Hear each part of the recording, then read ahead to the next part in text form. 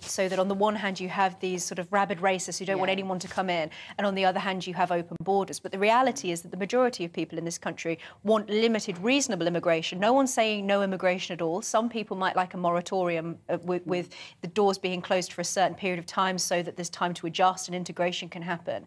But most people have a very reasonable view on just simply wanting limited immigration. And I think that's where the discussion should be happening, which is sort of in the bounds of what everyday people think. Yeah. What do you think, Ed, leader of the Climate Party? What would your policy be on immigration?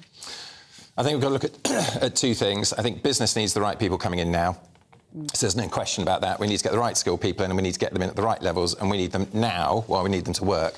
I think on the longer term, we've got a massive train crash coming down the line. We will get mass migration happening all over the world as climate change unfolds, as sub-Saharan Africa and many other areas, even south of Spain and Italy, that become uninhabitable. And the 40,000 or the 50,000 we're getting coming across the channel at the moment, we will be inundated. Oh, Ed, that's not going to happen anytime soon. And we need to solve it. Well, we need to take the action now in order to not see it happening in a decade or two's time. So we can't wait. What, in a decade or more? 500 years? Oh, no, 500 years is absolute rubbish. I mean, if it's out 2 decades, then that would be a long time. OK. I mean, the effects are coming down the line now. The desertification is already happening. People are already moving, but currently they're internally displaced. Right. But as countries become unable to actually keep them internally, they're going to move. And we will, for all the effects we're going to have, we'll have the better climate compared to most for quite a long time. They're going to come here. So we need to take green action now, Emma, to stop immigration in 20 years' time. On all things, I take a sort of sceptical position. I find that puts us in good stead in life, Emma Webb. I remain unconvinced by the catastrophism over climate. I think that the reasons why we need to deal with immigration isn't, you know, you can merge all sorts of different issues together. The reason why we need to deal with immigration now is because of its impact on people's lives, its impact on their homes. That's what people are concerned about and have been concerned about and ignored over for decades. It's a tough sell, your kind of vision for the world, Ed, isn't it? Like, that's a tough sell to tell people we need to stop. We need to take climate action now in order to limit immigration in 20 years. Oh, no, it's all about profit. You take the action now to make sure you profit more in the future and you have greater prosperity. I mean, that's a much easier sell. There are no businesses that take action simply to limit their damage. They take action in order to increase their profit in the future. So let's plan right, invest now, get the private investment going in many, many different areas, and then profit from it rather than be scared of it. But we have to recognise that there are those issues that are coming and prepare for them now.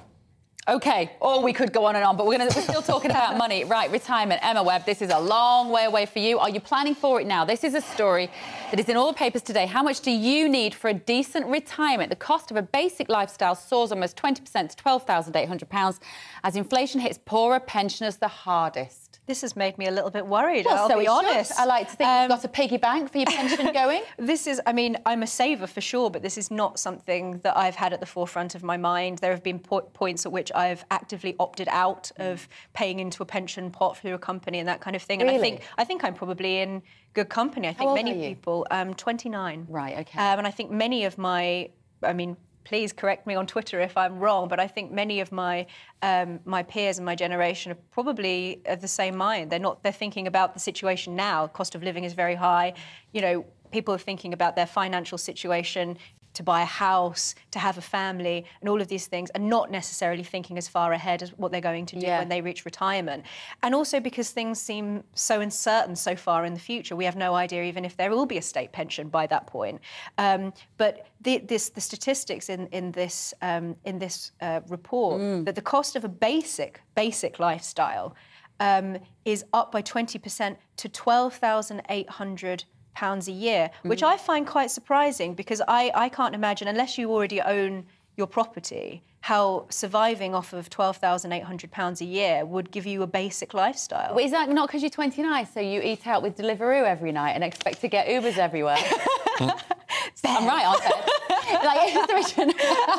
You know, my 19-year-old son, you know, him and his mates, they go through money like it's going out of fashion, she says, sounding like her own mother.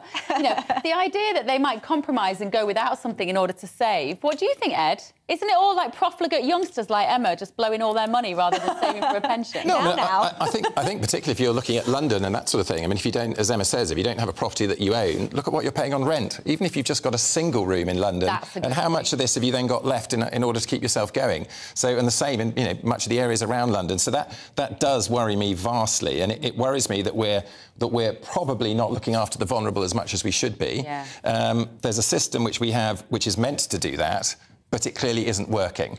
How we change it? I'm not an expert in this area. So I presume you have a pension pot? I'm really doing mine through property. Yours through your property? Yeah, just through my property. So that's the main area. You don't earn very much doing climate.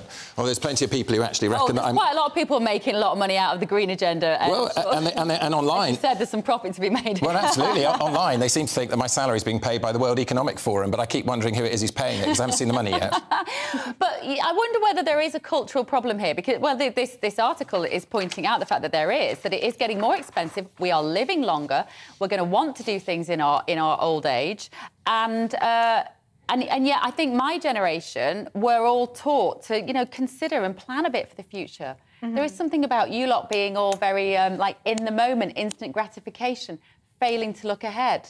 Why? I'm not sure how true that is. So I think that's certainly true of some people, but I don't think that you could say that in general. Oh, I'm making a broad generalisation about all And the young reason is, people. as I said, I'm a saver. I'm a penny pincher. Yeah. And I think because my generation have grown up with so much financial uncertainty, and it can send you in either direction. Either the idea that it's almost impossible for you to own a home, either that sends you in the direction of thinking, oh, well, screw it, I'm going to just spend my